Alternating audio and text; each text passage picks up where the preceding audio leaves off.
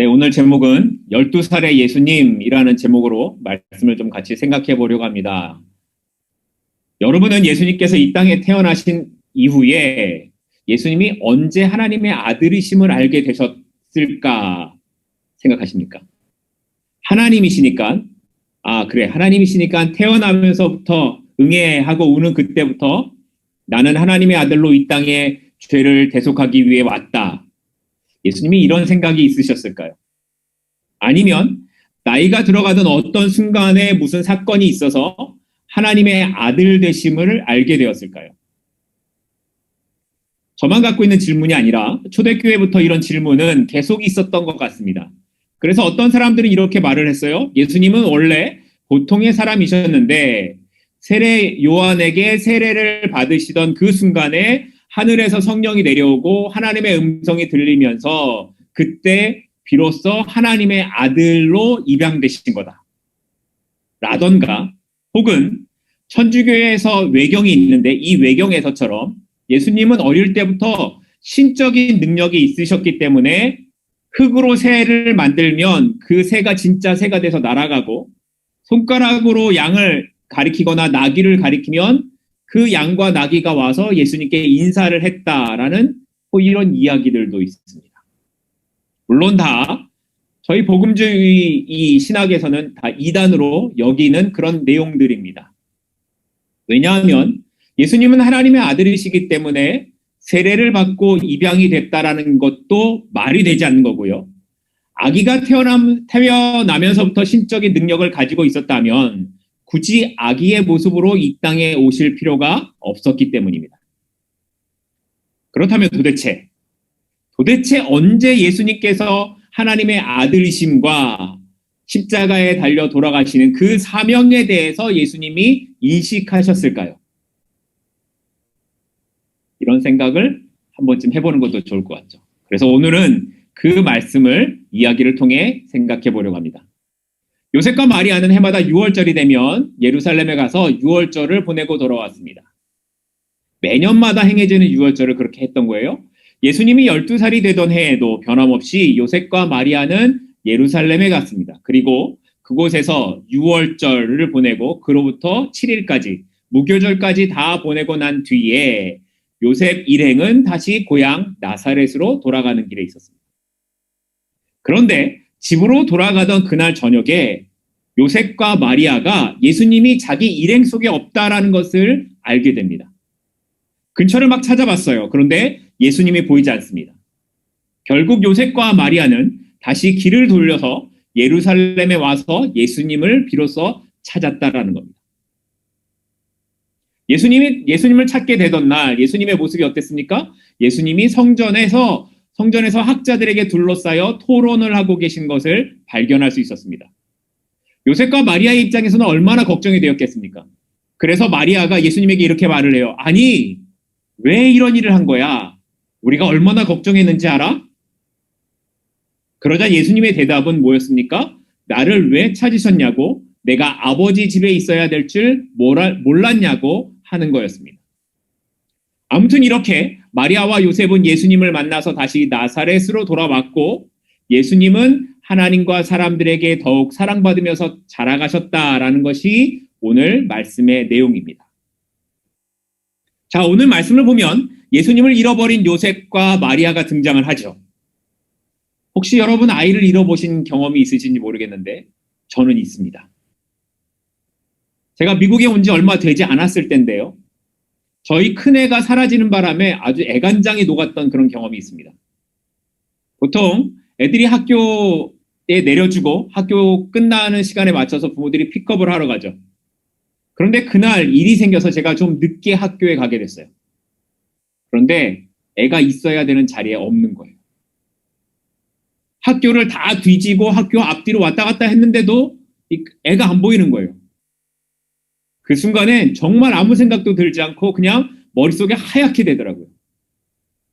그런데 얼마 뒤에 전화가 와서 받았더니 큰애인 거예요. 아빠가 안 와서 자기 혼자 걸어서 애프터스쿨까지 갔다는 겁니다. 그 순간에 얼마나 참 가슴이 확 내려왔는지 몰랐습니다. 아마 요셉과 마리아도 그런 마음이었을 겁니다. 당시 유대인들은 예루살렘에 가려면 길도 멀고 가는 길에 도적들도 있곤 해서 이 여러 가족들이 모여서 집단을 형성해서 다니곤 했다고 합니다. 보통 수십 명씩 집단을 이루어서 다니곤 했는데 그렇게 가다 보니까 잘 걷지 못하고 또 힘이 약한 사람들 앞에 두지요. 그래서 여자들과 아이들이 앞에 서고 뒤에서 남자들이 서는 그런 형태로 길을 갔다고 합니다. 그리고 숙박할 곳이 나타나면 가족들이 같이 만나서 잠을 자는 거예요. 그러니까 요셉은 생각하기를 예수님이 아이니까 아직 앞에서 가고 있을 것이라고 생각을 했고, 마리아는 이제 예수님의 나이가 12살이니까 유대인들은 13살이 되면 성년이거든요. 그래서 12살이 되었으니까 남자들이 있는 그 뒤편에서 오고 있을 것이라고 생각을 했던 것 같습니다. 그런데 만났는데 예수님이 보이지 않는 거예요. 잠잘 자리에 만났는데 예수님이 보이지 않는 거예요. 결국은 마리아와 요셉이 예루살렘으로 돌아가서야 예수님을 만날 수 있었습니다. 그러니까 이 말은 요셉과 마리아는 예수님과 함께 길을 가고 있다고 생각은 했는데요. 실제는 예수님이 없는 길을 가고 있다라는 거예요. 그리고 심지어는 자신들은 그 사실도 모르고 길을 가고 있었던 겁니다.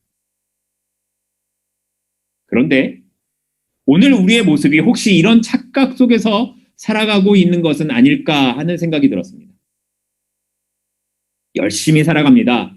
아침부터 저녁까지 수고합니다. 그런데 정작 그 안에 예수님은 없는 겁니다. 예전에 제가 섬겼던 교회 청년들을 보면 주일 아침부터 정말 열심을 내면서 봉사를 했습니다. 일부 예배, 성가대, 주일학교 교사, 오후에 청년부 예배, 모임, 이런 모든 것들을 다 끝나고 나면 저녁 먹고 집에 돌아가는 시간입니다. 그런데 그렇게 열심을 냈던 청년들 중에 지금은 아예 교회를 나오지 않는 사람들도 있습니다. 열심히 뭔가 하기를 했는데 뭐에 대한 열심이었는지 모르는 겁니다. 시간을 들이고 많은 수고를 했지만 그 길에 예수님이 함께 하시지 않았던 길이었던 겁니다. 이건 목사들도 마찬가지입니다. 설교를 준비하고 말씀을 전하지만 그 안에 예수님과 함께 가지 않는 목사들이 있을 수 있다라는 겁니다. 얼마든지 가능합니다. 착각하죠. 내가 열심을 내면서 하면 예수님은 따라올 거라고 생각합니다. 내가 열심을 내서 교회의 모든 일들을 잘하면, 아니 교회가 더 커지고 사람들이 많이 모이게 되면 그러면 되는 거라고 생각하죠. 그런데 그 자리에 예수님이 안 계실 수 있다. 내가 이만큼 열심히 했으니 하나님이 이 정도는 해주셔야 되지 않겠냐라는 그런 마음이 있다면 거기에 예수님은 없는 거예요. 그런데 예수님과 함께 하지 않는 그 출발은 결국 어떤 일을 만들어냅니까? 요셉과 마리아가 다시 돌아오는 수고로움만 더하게 할 뿐이었습니다. 다시 돌아와야 예수님을 만나는 거예요. 오늘은 2020년 마지막 주일입니다. 올 한 해 여러분은 어떤 길을 걸어오셨습니까? 다른 어떤 날보다, 다른 어떤 해보다 더 불안하고 힘든 그런 어려운 한 해를 보내셨을 겁니다. 그래서 새로운 것을 계획하는 분도 계셨을 것이고 하던 것을 중단하는 그런 분들도 계셨을 겁니다. 그런데 이런 모든 상황 속에서 이런 여러분의 선택의 중심에 예수님이 계셨음을 고백하실 수 있으십니까? 혹시 내가 분주하게 뭔가를 막 하기는 했지만 내가 앞서서 막 달려가고 예수님은 그저 나를 서포트해 주시는 그런 분 정도로만 생각하고 있지는 않으셨습니까? 만약 그렇다면 이제라도 우리는 다시 돌아가야 합니다. 예수 그리스도를 주인으로 내 삶의 중심으로 두지 않는 길이라면 우리의 모든 수고가 결국은 다시 돌아와야 하는 길밖에 되지 않기 때문입니다. 올해 이 마지막 주일에 우리가 같이 고백하셨으면 좋겠습니다. 주님, 내가 지금까지 살아온 길이 혹시 주님 없이 나 혼자 달려온 길이라면 다시 주님께로 돌아가게 해 주십시오. 주님, 2021년은 주님만이 나의 주인이십니다. 주님만이 내 삶의 주인공이십니다. 내가 가는 길의 중심에 주님만을 모시고 가겠습니다. 그렇게 다짐하고 결단하는 저와 여러분들이 될 수 있기를 소망합니다. 두 번째로 생각해 볼 것은 오늘 말씀에서 우리가 누구인지에 대한 인식이 있게 살아왔느냐라는 겁니다. 이걸 어려운 말로 정체성이라고 하죠. 이렇게 예수님을 찾고 난 이후에 예수님과 마리아의 대화가 좀 이상합니다. 보실까요? 누가복음 2장 48절부터 49절입니다. 그의 부모가 보고 놀라며 그의 어머니는 이르되 아이야 어찌하여 우리에게 이렇게 하였느냐 보라 내 아버지와 내가 근심하여 너를 찾아노라.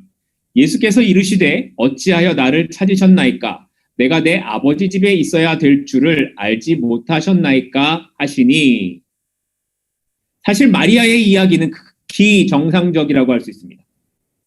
놀라서요 온갖 걱정으로 3일째 되던 날에 아이를 찾았는데 그 애가 멀쩡하게 성전에서 사람들과 함께 있는 것을 봤다면 뭐 아이야 어찌하여 이런 식이 아니고요 더 심한 말을 할 수도 있는 거예요. 그런데 예수님의 대답은 마리아와 요셉을 더욱더 당황스럽게 만들었습니다. 뭐라고 말씀하시죠? 아니 왜 나를 찾으셨습니까? 내가 내 아버지 집에 있어야 하는 것을 몰랐습니까? 이러는 겁니다. 그런데 이 말이 우리말 성경에서는 느낌이 잘 살지 않는데 원어 성경에는 아내라는 뜻의 and를 쓰고 있고 영어 성경은 이것을 in이라는 단어로 번역했습니다. 이런 말이에요. 예수님도 아버지 안에 있으시다라는 거예요. 이것이 당연하다라는 것을 말씀하시는 거예요. 바꿔서 말하면 그러니까 성도 역시 하나님 안에 있어야 되는 거고 주님 안에 있는 것이 당연하다라는 것을 말씀하고 있는 거예요. 그런데 우리는 자꾸만 이 안에 있지 않고 바깥으로 나가려고 합니다. 바깥으로 나가는 게 좀 먼 것 같으면 옆에 있으려고 그러죠. 하나님 안에 있지 않으려고 자꾸만 나가려고 하는 거예요. 맥스 루카도라는 목사님이 계시는데 이 목사님이 쓴 예수님이라는 책에 보면 예수님처럼이라는 책에 보면 한 영업사원의 간증을 이야기합니다. 제가 좀 잠깐 읽겠는데요. 오래도록 나는 하나님을 후덕한 사장으로 이 덕이 많은 관대한 사장이라는 뜻이죠. 그런 사장으로 나 자신은 충직한 영업사원쯤으로 생각했다. 하나님은 하나님대로 사무실에 계시고 나한테는 내 영역이 있었다. 나는 얼마든지 원하는 대로 그분을 방문할 수 있었다. 급할 때는 전화 한 통, 이메일 한 장으로 만날 수도 있었다. 하나님, 사장님은 나를 격려해 주시고 밀어주셨으나 영업사원인 나와 함께 동행하지는 않으셨다. 적어도 내게 사장님인 하나님은 그런 분이었다. 그러나 어느 날 고린도후서 1장을 읽게 되었다. 우리는 하나님과 함께 일하는 동역자이다. 나는 충격을 받았다. 내가 하나님과 함께 일한다고? 나는 함께라는 말에 주목했다. 나의 일과에서 하나님과 떨어져 있다가 아침, 저녁에 잠깐 회의하듯이 만나는 그런 하나님을 만나는 게 아니라 나의 하루 일상의 시간 내내 하나님과 늘 동행한다는 것이다. 내가 인식하든지 못하든지 관계없이 그거는 사실이다. 우리가 하나님 안에 있다는 것은 우리의 필요에 따라서 마음씨 좋은 하나님을 만나는 것이 아니라 내가 인식하든지 못하든지 언제나 하나님과 함께 한다는 것을 의미하는 겁니다. 그래서 주님은 요한복음 15장에 뭐라고 말씀하시냐면 너희는 내 안에 있어야 된다라고 말씀을 하세요. 그리고 난 다음에 이런 말씀도 하셨어요. 요한복음 15장 6절인데요. 사람이 내 안에 거하지 아니하면 가지처럼 밖에 버려져 마르나니 사람들이 그것을 모아다가 불에 던져 사르느니라. 하나님 안에 거하지 않는 생명은 말라버린 가지와 같은 겁니다. 결국에는 버려져서 영원한 불에 던져지는 것밖에 남지 않는 거예요. 신자는 하나님 안에 거할 때의 생명이 있고 하나님 안에 거할 때의 힘이 있습니다. 하나님에게서 떠난 사람은 그 사람에게 남은 것은 말라버린 생명 없는 가지와 같은 결과만 기다릴 뿐이라는 겁니다. 그분 안에 거할 때에 우리에게 힘이 있고 그분 안에 거할 때에 우리에게 생명이 있는 겁니다. 우리가 하나님 안에 있다라는 것은 그래서 우리에게 선택이 아니라 반드시 그렇게 해야만 하는, 아니 그렇게 하시겠다는 하나님의 의지인 겁니다. 여러분은 하나님 안에 있으십니까? 여러분은 올 한 해 그 하나님 안에서 살아오셨습니까? 그런데 우리가 읽은 이 49절을 다시 보면 여기 아버지의 집이라고 쓰여져 있어요. 내가 내 아버지 집에 있어야 될 줄을 알지 못하셨습니까? 라고 할 때 이 아버지 집이 있는데 이게 원어 성경을 보면 집이라는 단어가 없습니다. 오히려 복수 정관사만 있어서 이게 아버지의 그 무엇들이라는 것이 더 직접적인 해석입니다. 그래서 킹 제임스 버전, 이 번역은 이것을 아버지의 일들이라고 번역했습니다. 그러니까 이걸 원어에 좀 더 맞게 번역하면 내가 아버지 일들 안에 있는 것이 당연한 건데 왜 몰랐습니까? 라고 하는 겁니다. 그러면 왜 우리말 성경은 이렇게 했을까? 아마도 우리가 읽은 성경은 문맥상 예수님이 성전에 계시면서 이야기를 하셨기 때문에, 그리고 그 안에라는 이 단어가 있기 때문에 집을 넣어서 번역한 것이 아닐까 하는 생각이 듭니다. 집 안에라는 게 더 맞을 것 같으니까요. 아무튼 이런 내용은 이 신학적인 논문 같은 데서 다루는 거니까 그 정도만 아시고, 제가 다루고 싶은 부분은 이 예수님이 하신 이 전체적인 내용 중에서 특별한 내용이 있기 때문에 그렇습니다. 여기 보시면 내가 아버지 집에 있어야 할 줄을 모르셨습니까? 이렇게 말씀하시죠, 예수님이. 내가 아버지 집에. 여러분은 이 예수님의 말씀이 혹시 이상하게 들리십니까? 그런데 예수님의 이 대화는 당시 유대 사회에서는 아주 위험한 발언이었습니다. 당시 유대인들에게 있어서는 개인적으로 누가 하나님이 내 아버지야 라고 하는 거는 죄였기 때문에 그렇습니다. 이스라엘 민족과 하나님과의 관계에 있어서 아버지는 가능한데 어떤 한 개인이 하나님을 아버지라고 하는 것은 무슨 뜻이냐면 그 하나님의 아들이 나다, 나는 하나님의 아들이다 라는 의미이기 때문에 신성모독에 해당하는 일이었던 겁니다. 그런데 예수님은 하나님을 아버지라고 부르고 자신이 그 안에 있다라고 이야기합니다.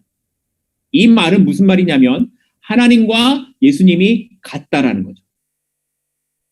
만약에 누구라도 들었다면 돌에 맞아 죽일 이야기인 겁니다. 그런데 예수님께서 왜 이런 말씀을 하십니까? 예수님이 드디어 비로소 자신이 누구인지를 드러내기 시작하셨다라는 겁니다. 누가가 예수님의 어린 시절 이야기를 많이 들었을 거예요. 마리아에게서도 듣고 사도들에게서도 듣고 여러 이야기들 많이 들었을 거예요, 누가는. 그런데 누가가 그 이야기들 중에서 오늘 이 내용만 기록한 이유가 바로 이것 때문이라는 거예요. 오늘 설교 말씀 처음에 제가 드렸던 말씀을 기억하실 겁니다.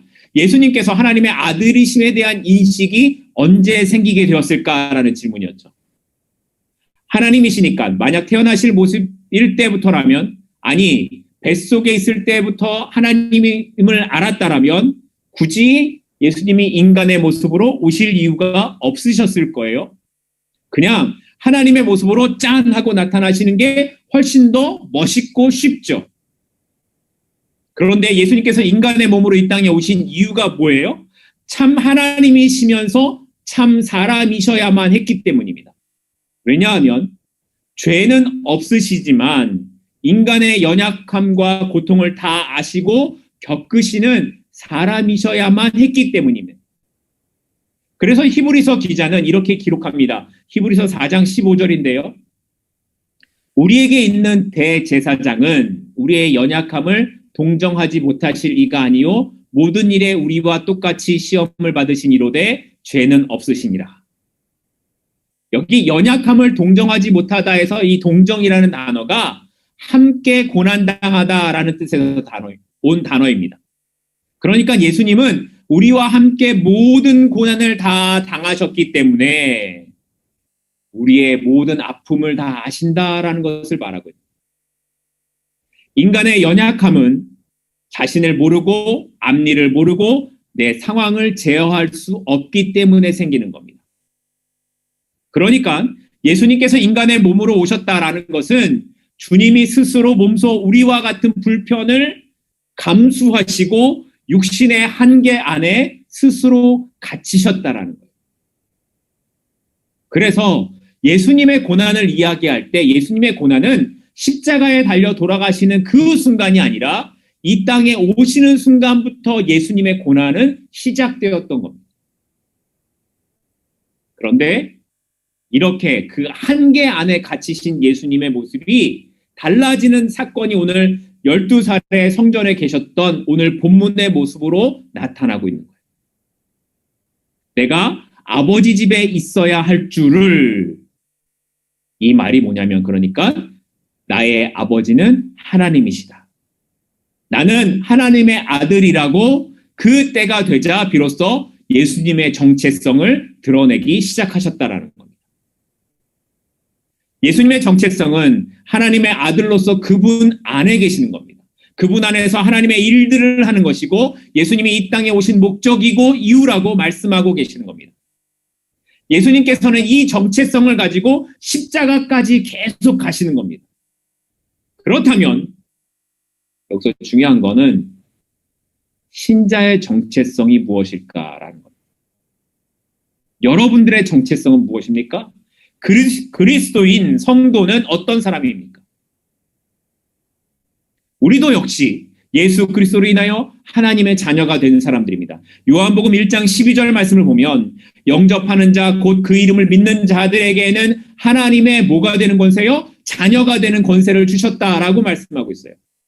믿으십니까? 우리가 잡아야 할 것이 바로 이 하나님이 나의 아버지 되심입니다. 하나님께서 나의 아버지 되심을 믿어야 우리의 삶이 신자의 삶으로 시작할 수 있는 거예요. 이게 없으면 매일 흔들리는 거예요. 조금만 어려운 일이 생기면 이렇게 할까 저렇게 할까, 조금만 좋은 것이 보이면 이리로 갈까 저리로 갈까, 이런 흔들리는 인생이 왜 생깁니까? 하나님이 나의 아버지 되심이라는 정체성이 바르게 서 있지 않기 때문에 그런 겁니다. 내가 누구인지를 기억한다면, 나는 하나님의 자녀이고 나는 하나님의 안에 있다, 이것만 흔들리지 않으면 그 다음 걸어가는 길은 주께서 인도하신다라는 겁니다. 왜냐하면 하나님께서는 그의 자녀, 그의 백성을 포기하지 않으시고 끝까지 붙잡아서 결국에는 세상과의 싸움에서 승리하게 하시기 때문에 그런 것입니다.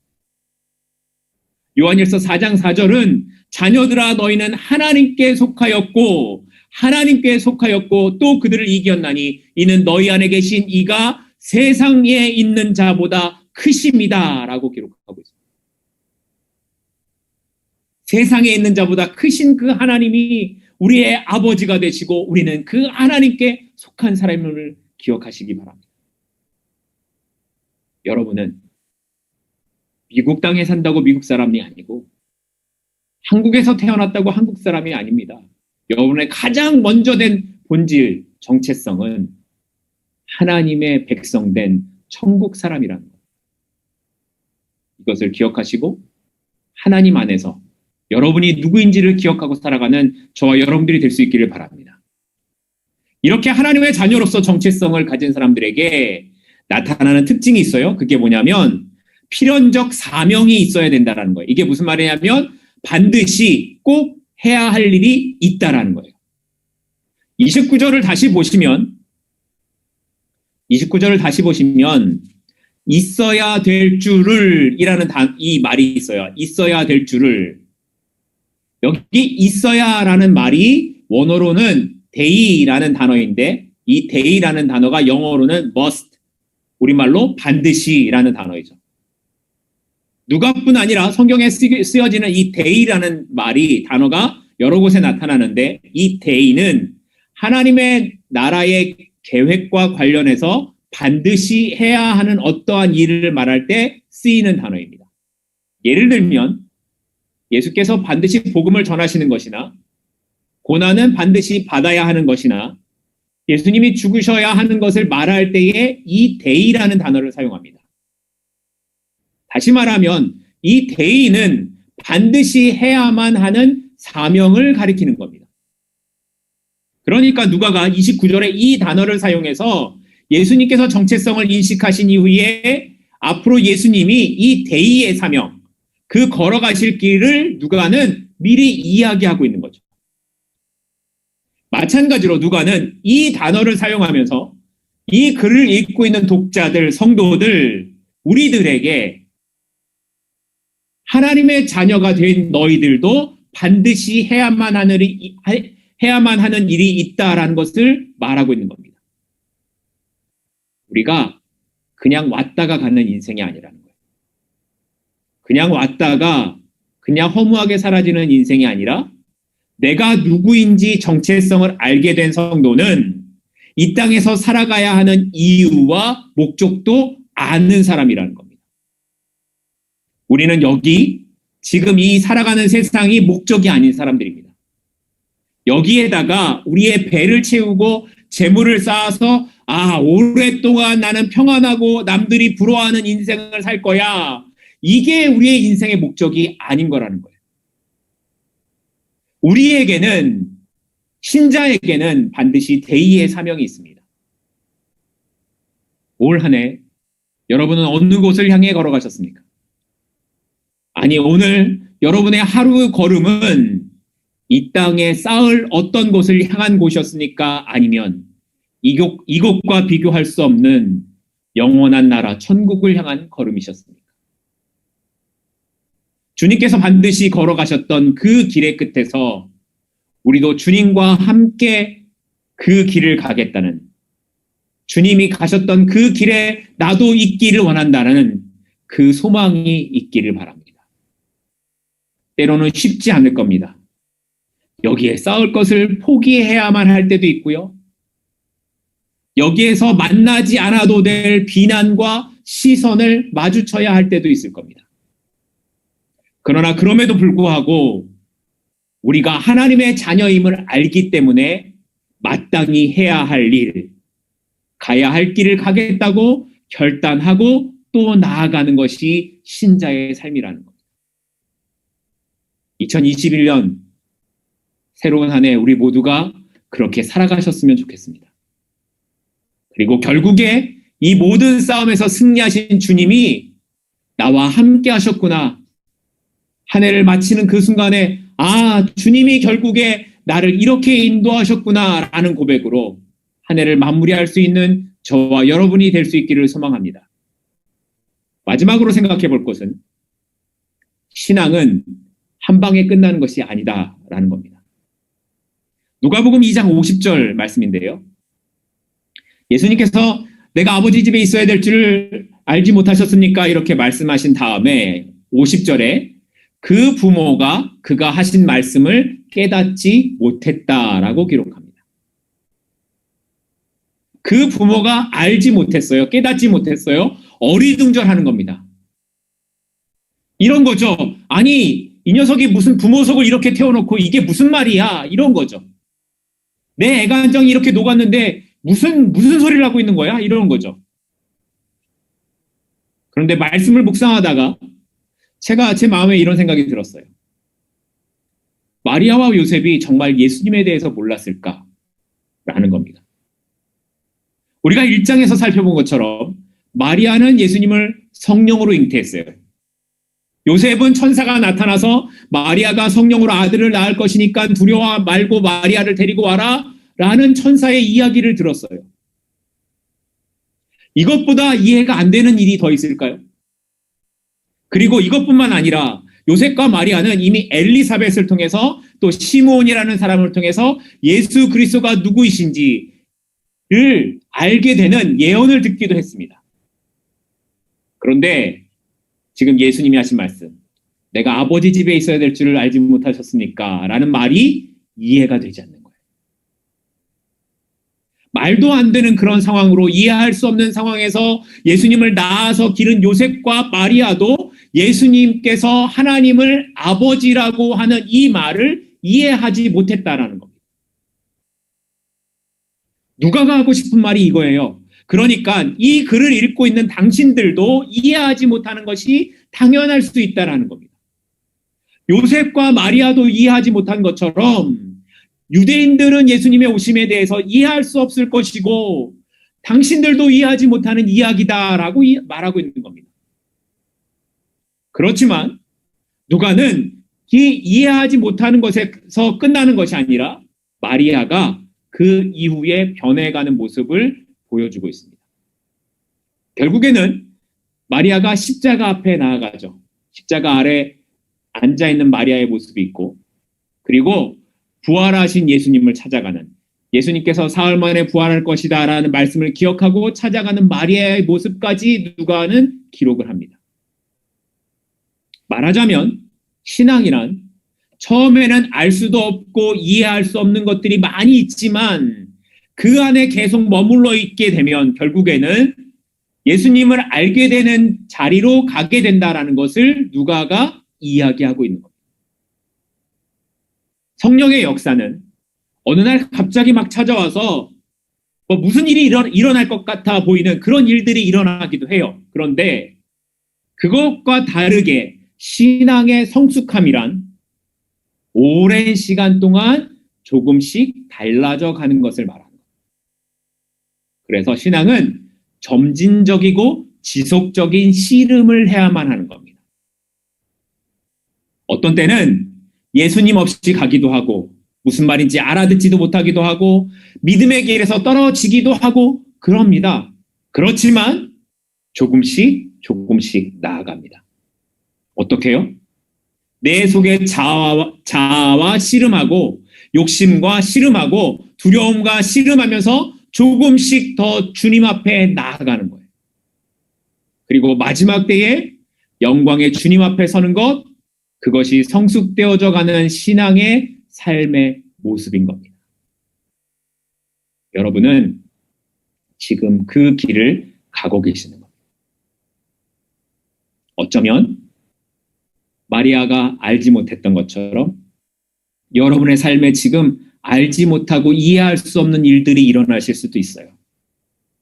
어쩌면 여러분이 앞으로 살아가는 날들 중에 그러한 일이 일어날 수도 있습니다. 그러나 그 시간들을 지나는 동안에 하나님이 나를 이렇게 인도하시는 거구나. 내가 이렇게 신앙의 길을 걸어왔구나를 알게 되고 성숙한 신앙의 모습, 성숙한 신자의 모습으로 더 주님 앞에 가까이 나아가게 되는 것입니다. 말씀을 맺겠습니다. 예수 그리스도를 주인으로 내 삶의 중심에 두지 않고 가는 길이라면 우리의 모든 수고는 결국 헛되고 헛된 것일 수밖에 없습니다. 다시 주님께로 돌아와야 합니다. 예수님이 없는 인생이 아니라 내가 중심이 되는 인생길을 가는 것이 아니라 내가 가는 그 길 안에 주님만을 모시고 주님을 중심에 두고 살아가겠습니다. 이 고백이 내년 한 해 동안 여러분의 삶 가운데 있기를 바랍니다. 그리고 내가 누구인지를 기억하실 수 있기를 바랍니다. 나는 하나님의 자녀이고 나는 하나님 안에 있다. 이것만 흔들리지 않으면 그 다음 우리가 걷는 그 걸음을 주께서 인도하시는 겁니다.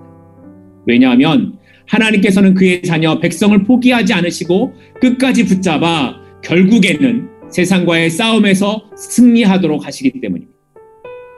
마지막으로 이렇게 자신의 정체성을 알게 된 성도는 이 땅에서 살아가는 그 이유와 목적도 아는 사람인 겁니다. 그래서 힘이 들지만 나하고 씨름하는 거죠. 나의 욕심과 씨름하는 거죠.